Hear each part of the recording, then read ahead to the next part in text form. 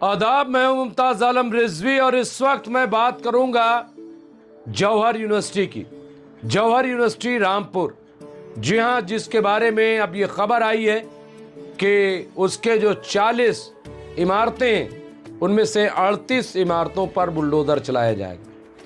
ये रामपुर इंतजामिया का फैसला है और इसको लेकर के बड़ी चर्चाएं हैं, बड़े सवाल हैं, वीडियोस चल रहे हैं, सोशल मीडिया पे काफी वायरल है और बहुत लोगों ने इस पर बुनियादी सवाल उठाए।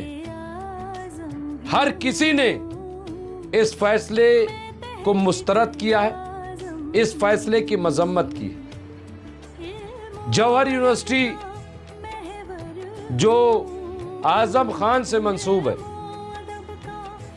आजम खान जो उसके फाउंडर हैं, जो उसके चांसलर हैं, जो समाजवादी पार्टी के कद्दावर लीडर, जो मंत्री रहे, कैबिनेट मिनिस्टर रहे उत्तर प्रदेश में,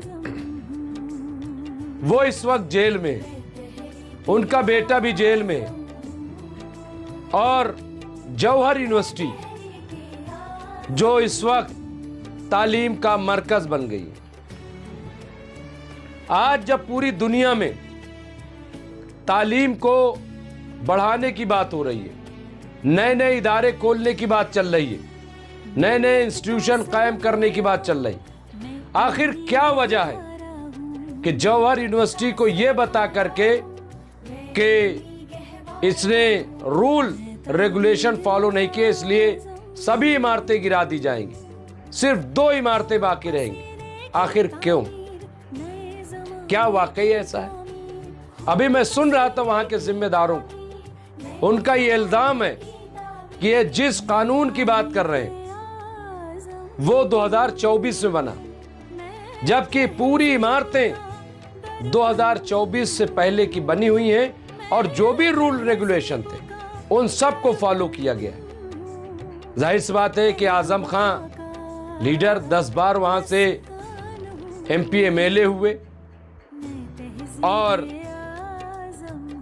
वो मिनिस्टर भी रहे, उन्हें हर बारीकी का अंदाजा था, हर बारीकी को समझते थे, तो इसलिए उसको फॉलो न किया हो ऐसा मुमकिन नहीं है।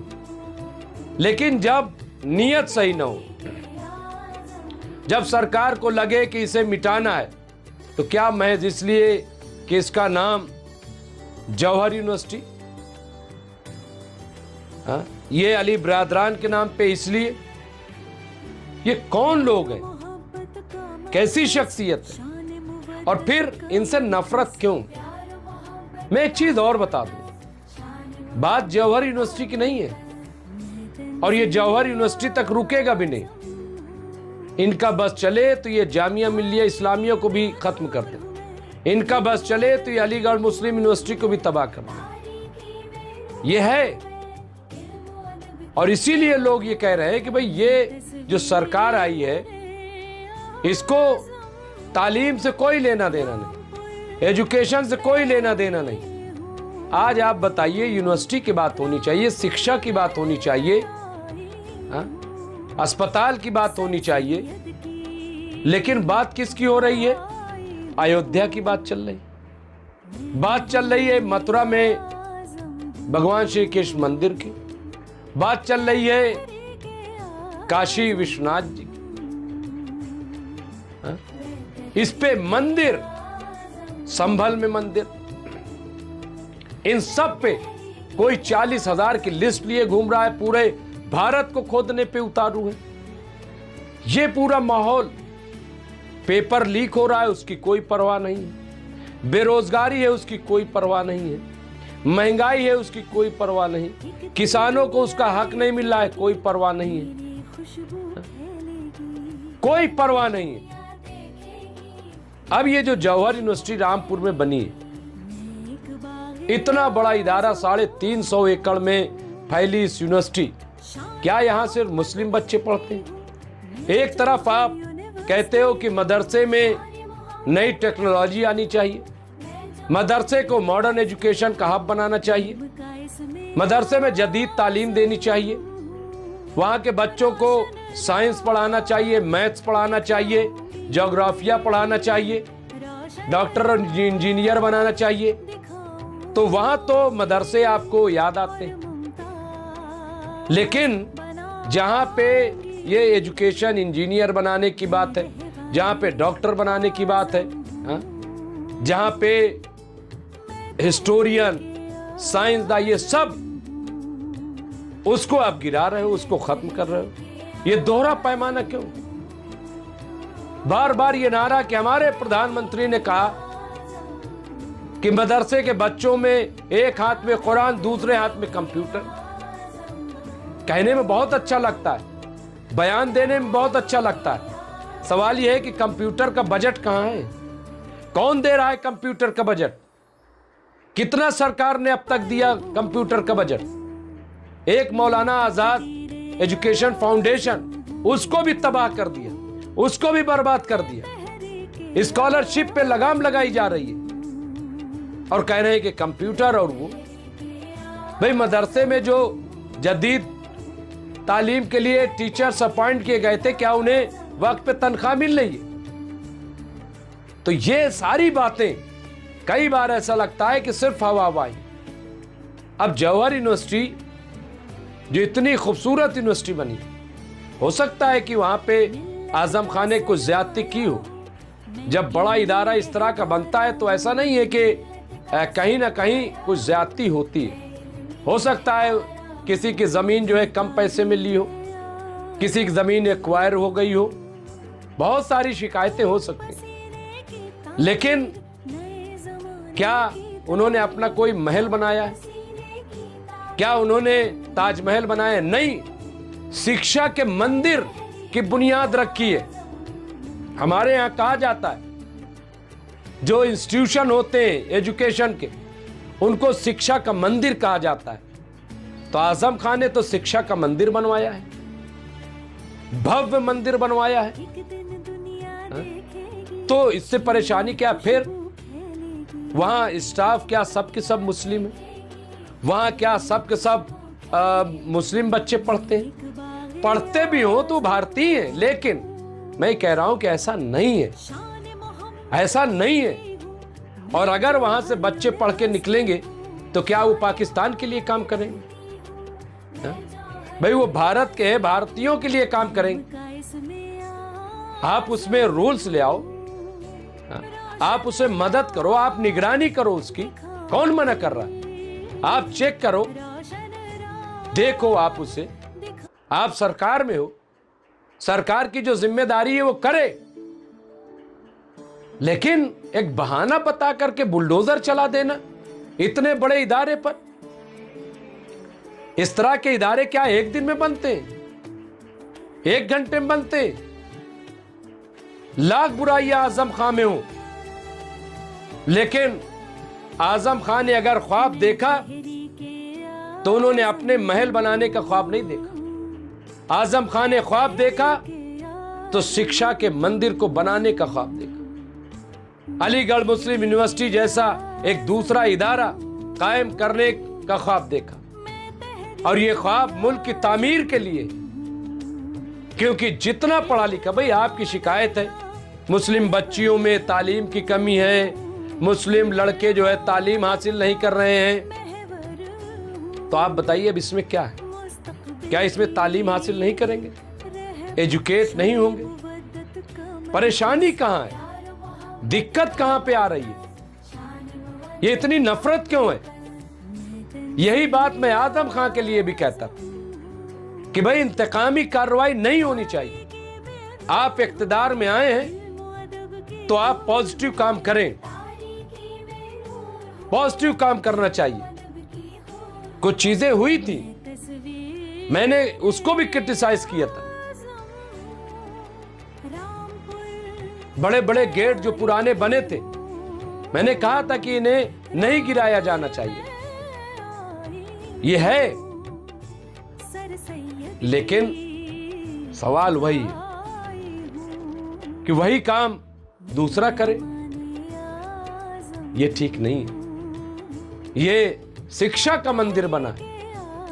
आजम खान जेल में है, आजम खां को आप सजा दे रहे हो, जो भी है, लेकिन अगर यूनिवर्सिटी को गिराया जाता है, इस इदारे को गिराया जाता है, तो ये आजम खां पे नहीं, हिंदुस्तान पे जुल्म होगा, उत्तर प्रदेश पे जुल्म होगा और यहाँ के नौजवानों पे, बच्चों पे जुल्म होगा कि आप एक अच्छे इदारे को उनसे छीन रहे हो। आज हमारे पास बच्चे बाहर जा रहे हैं, मजबूर हैं, एडमिशन नहीं मिल पा रहा है बच्चों को, वो परेशान है। इसलिए मुझे ऐसा लग रहा है कि ये जो जौहर यूनिवर्सिटी है, इसके खिलाफ जो कार्रवाई की बात है वो बेबुनियाद है। इसे फौरन रोका जाना चाहिए, फौरन रोका जाना चाहिए। और सरकार को चाहिए कि अगर उसको लगता है अपनी निगरानी में इसको चलाए, अपने तौर पर इसको चलाए।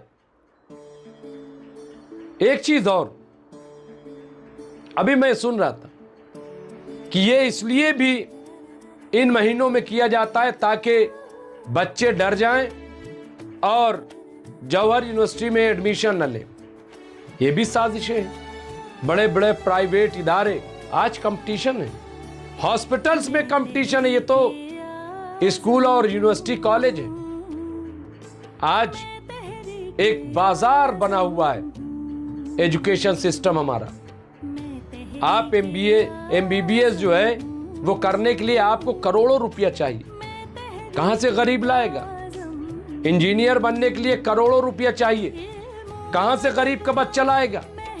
हमारे देश में आज भी 85 करोड़ लोग जो सरकार के आंकड़े 5 किलो अनाज पे आश्रित है। तो क्या 5 किलो अनाज दे करके उनकी नस्लों को ये कहोगे कि तुम जिंदगी भर भीख मांगते रहो?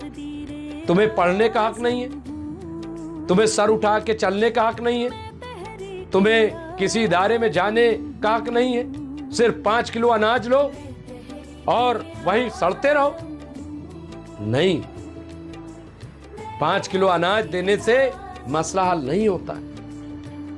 आप उनके बच्चों के लिए स्कूल दीजिए, कॉलेज दीजिए, यूनिवर्सिटी दीजिए, सस्ती एजुकेशन कीजिए। ये सरकार की जिम्मेदारी है, सस्ती एजुकेशन और सस्ता इलाज। आप ये दावा करते हो कि हमने इंश्योरेंस करा दिया है इलाज के लिए, बड़ी अच्छी बात है। एजुकेशन के लिए क्या इंश्योरेंस है बताइए हमें, कौन सा इंश्योरेंस है एजुकेशन के लिए? उत्तर प्रदेश में कितनी यूनिवर्सिटी बनाई योगी आदित्यनाथ जी ने, कितने कॉलेजेस बनाए योगी आदित्यनाथ जी ने? सिर्फ मंदिर मस्जिद? सवाल सिर्फ होगा मथुरा पे, सवाल सिर्फ होगा काशी पे, सवाल सिर्फ होगा संभल पे। क्या सरकारें मंदिरों को बनाने के लिए बनी है? क्या इसलिए उन्हें चुना गया है? अब भूखे पेड़ भजन न होए गोपाला। हा? क्या सूरत आज है उत्तर प्रदेश में? इसलिए मैं कह रहा हूं सरकार से कि वो रामपुर की जो यूनिवर्सिटी है, जौहर यूनिवर्सिटी, इसको गिराने की बात मत करें, बल्कि इसको और बढ़ाने की बात करें, इसको सजाने की बात करें। छोड़ दें नफरत, क्योंकि आप देखिए कुछ भी कर लीजिए, एक चीज समझ लीजिए, 25-30 करोड़ लोगों के हाथ नहीं काट सकते, 25-30 करोड़ लोगों को आप समुद्र में नहीं फेंक सकते, 25-30 करोड़ लोगों को आप कन्वर्ट भी नहीं कर सकते, नहीं हो सकता। लेकिन इनको काम में लाया जा सकता है, इनसे खिदमत ली जा सकती है, और दानिश्वर वही है जो इनसे खिदमत ले। इसलिए मैं फिर एक बार, और मैं समाजवादी पार्टी से भी कहूंगा, अखिलेश यादव से भी कहूंगा कि कब निकलेंगे वो घर से, कब आवाज उठाएंगे, कब आएंगे सड़कों पे? सिर्फ डिंपल यादव जी को एक जुमला मौलाना साजिद रशीदी ने कह दिया था तो पूरे उत्तर प्रदेश में हाहाकार मच गई थी, मचनी चाहिए थी। मैं नहीं कह रहा हूं, अगर कोई बात लगी लेकिन ये बात बुरी क्यों नहीं लग रही कि जौहर यूनिवर्सिटी को गिराया जा रहा है? ये बात बुरी क्यों नहीं लग रही है कि आजम खां को मुसलसल जेल में रखा जा रहा है? कौन आवाज उठाएगा? सिर्फ नाम का इस्तेमाल। अब वक्त आ गया है कि समाजवादी पार्टी खड़ी हो, वरना मैं कह रहा हूं तमाम हक पसंद लोगों से, शिक्षा के जो चाहने वाले कि वो आवाज उठाएं, कम से कम राष्ट्रपति को, गवर्नर को खत लिखें, मैसेज भेजें, एक मूवमेंट चलाएं कि यूनिवर्सिटी न गिराई जाए। सरकार को अगर कुछ लगता है अपने कंट्रोल में चाहे ले ले, अपनी निगरानी में चलाए, लेकिन बच्चों के साथ और इस शिक्षा के मंदिर के साथ ज्यादती नहीं होनी चाहिए। बहुत बहुत शुक्रिया।